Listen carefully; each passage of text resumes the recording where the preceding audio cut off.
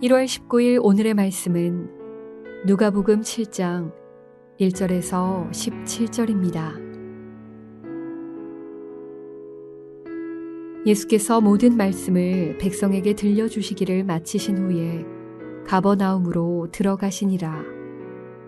어떤 백부장의 사랑하는 종이 병들어 죽게 되었더니 예수의 소문을 듣고 유대인의 장로 몇 사람을 예수께 보내어 오셔서 그 종을 구해 주시기를 청한지라.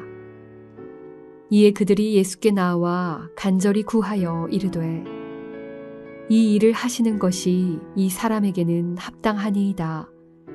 그가 우리 민족을 사랑하고 또한 우리를 위하여 회당을 지었나이다 하니 예수께서 함께 가실새 이에 그 집이 멀지 아니하여 백부장이 벗들을 보내어 이르되 주여 수고하시지 마옵소서.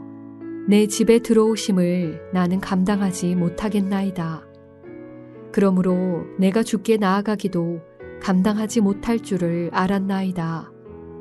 말씀만 하사 내 하인을 낫게 하소서.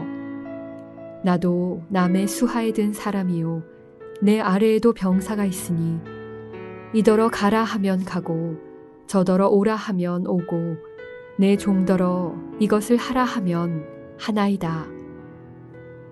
예수께서 들으시고 그를 놀랍게 여겨 돌이키사 따르는 무리에게 이르시되 내가 너희에게 이르노니 이스라엘 중에서도 이만한 믿음은 만나보지 못하였노라 하시더라. 보내었던 사람들이 집으로 돌아가 보매 종이 이미 나아 있었더라. 그 후에 예수께서 나인이란 성으로 가실새 제자와 많은 무리가 동행하더니 성문에 가까이 이르실 때에 사람들이 한 죽은 자를 메고 나오니 이는 한 어머니의 독자요 그의 어머니는 과부라.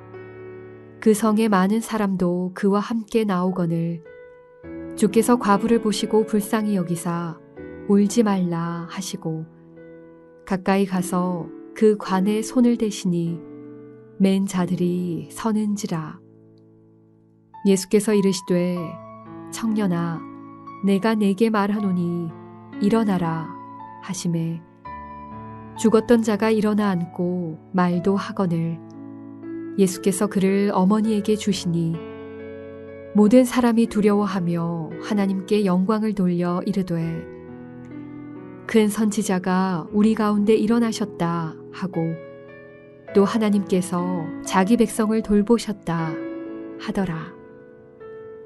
예수께 대한 이 소문이 온 유대와 사방에 두루 퍼지니라.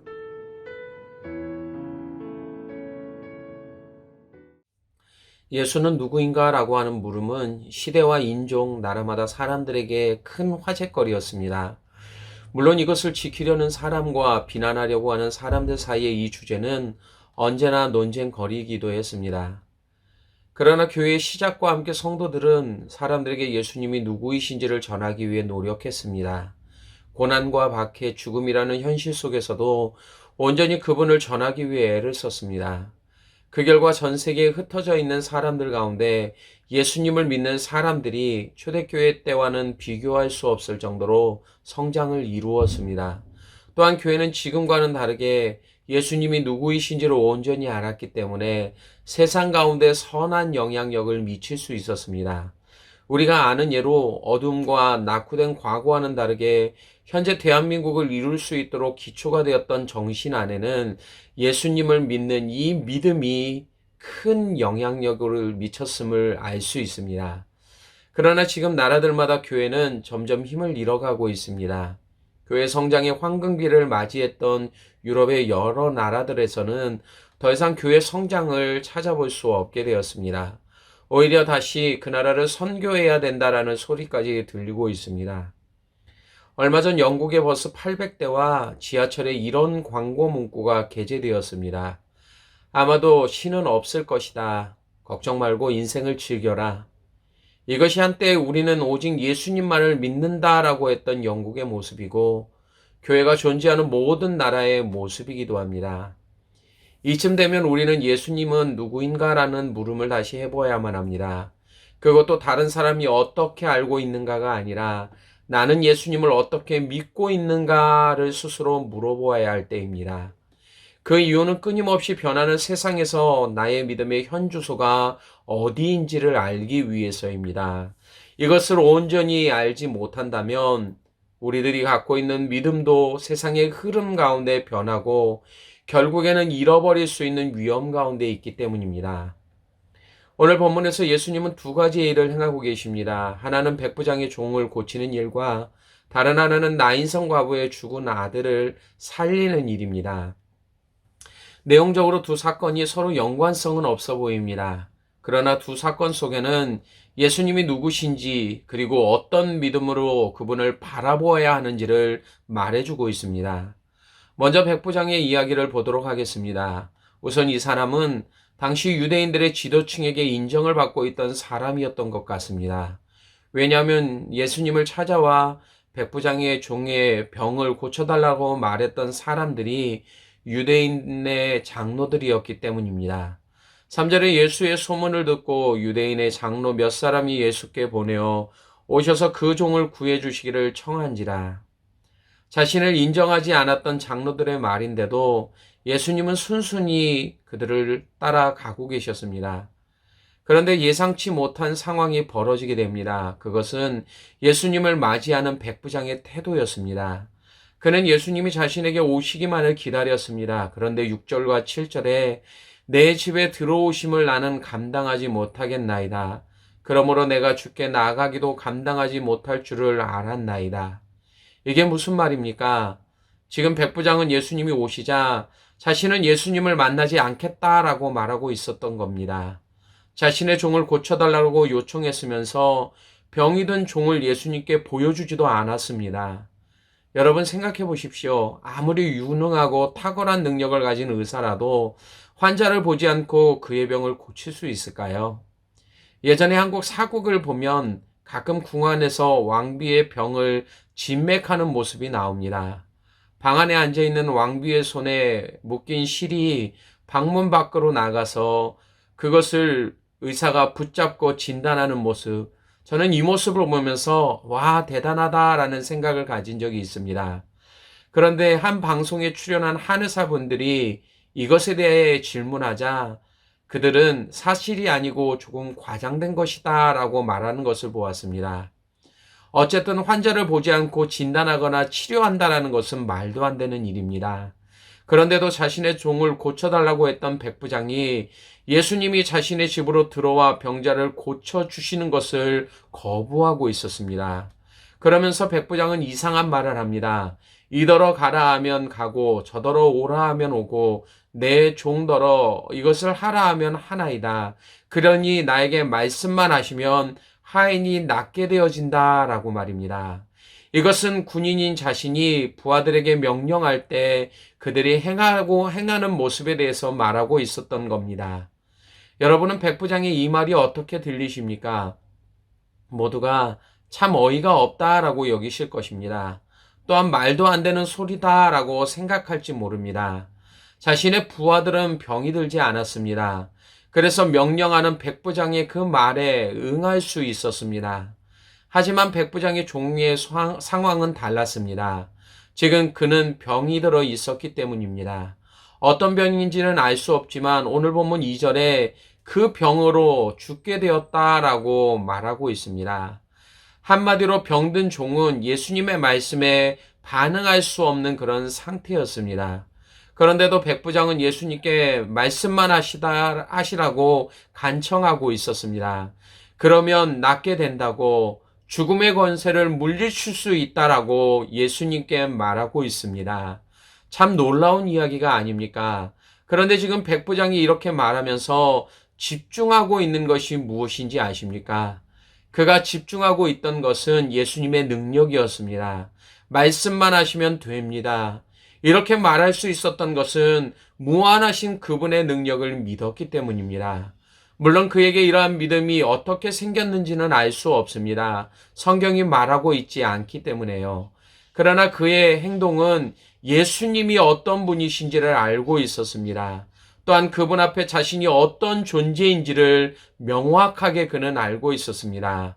지금까지 그분이 행하신 모습을 통해 그분이라면, 그분이 갖고 있는 능력이라면 말씀으로도 고칠 수 있다라고 하는 이러한 믿음을 갖고 있었던 것입니다. 실제로 예수님은 본문의 또 다른 사건인 나인성 과부의 죽은 아들을 살리심으로 자신이 누구신지를 더욱 분명하게 드러내셨습니다. 14절에 청년아 내가 내게 말하노니 일어나라 라고 하실 때 그와 함께 있던 자들은 죽음에서 일으키시는 그분의 권능을 목격했습니다. 이 땅에서 죽음의 권세를 이길 수 있는 사람은 존재하지 않습니다. 사망이 쏘는 것은 죄이기에 죄 가운데 있는 모든 사람들은 자신의 힘으로 죽음을 물리칠 수 없습니다. 오직 하나님만이 하실 수 있는 일입니다. 살아계신 하나님 한 분만이 이 일을 행할 수 있습니다. 그분만이 죽음의 권세를 물리칠 수 있는 전능하신 하나님이시기 때문입니다. 그런데 예수님이 이 일을 행하셨습니다. 그렇다면 예수님은 하나님이심을 우리 가운데 증거하고 있는 것입니다. 대부분 사람들은 예수님이 누구신지를 모릅니다. 안다고 해도 성경이 말하는 예수님을 믿지 않습니다. 대신 자신이 머릿속으로 그리고 생각하고 있는 그런 예수님을 믿고 있습니다. 그래서 삶 속에서 갈팡질팡하는 겁니다. 정확히 예수님이 누구신지 모르기 때문에 삶에 일어나는 일들로 흔들리게 되는 것입니다.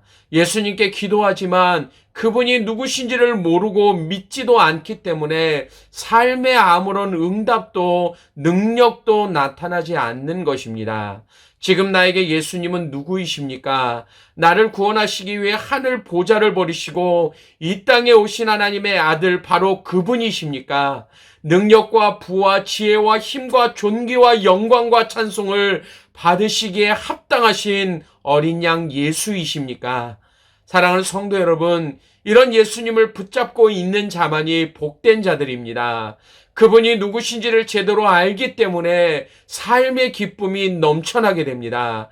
때로는 우리를 흔들리게 하는 고통이 있을 수 있습니다. 큰 시련이 닥쳐올 수도 있습니다. 그러나 큰 권능으로 우리 가운데 계시는 이 예수님이 나와 함께 하시기에 이 사실을 믿기 때문에 두렵지 않게 되는 것입니다. 이러한 믿음을 소유할 수 있는 저와 여러분이 되실 수 있기를 바랍니다. 그래서 예수님을 부정하는 이 땅에서 더욱 그분의 권능과 능력을 증거할 수 있는 우리 모두가 될 수 있기를 주님의 이름으로 간절히 축원합니다. 기도하겠습니다. 아버지 하나님, 오늘도 백부장의 이 믿음의 고백을 통해서 우리는 과연 예수님을 어떻게 바라보고 있는지를 이 시간 다시 한번 돌아볼 수 있도록 인도하여 주시길 원합니다. 이 땅의 삶을 살아가면서 우리는 예수님을 믿고 있다라고 말하지만 세상 가운데 흔들리는 이유가, 세상을 닮아가기 위해 애를 쓰는 이유가 그 주님이 누구신지를 온전히 알지 못하기 때문임의 아닌지를 이 시간 다시 한번 바라볼 수 있도록 인도하여 주시길 원합니다. 오늘도 하늘 권세를, 그 보좌를 버리시고 이 땅에 오시고 나를 구원하시기 위해 십자가에 죽으신 하나님이심을 믿음의 눈으로 바라보게 하시고 그 예수님을 붙잡으며 의지하며 인정할 수 있는 삶을 내 안에 허락하여 주셔서 날마다 하나님이신 예수 그리스도를 통해 우리 삶 가운데 역사하시는 하나님의 놀라운 능력을 맛볼 수 있는 믿음의 삶을 살아가는 사랑하는 베델교회 성도들 될 수 있도록 인도하여 주시기를 원합니다. 오늘도 이러한 삶 가운데 온전히 주님만을 바라볼 수 있도록 함께하여 주시기를 원하오며 예수님 이름으로 기도드리옵나이다. 아멘.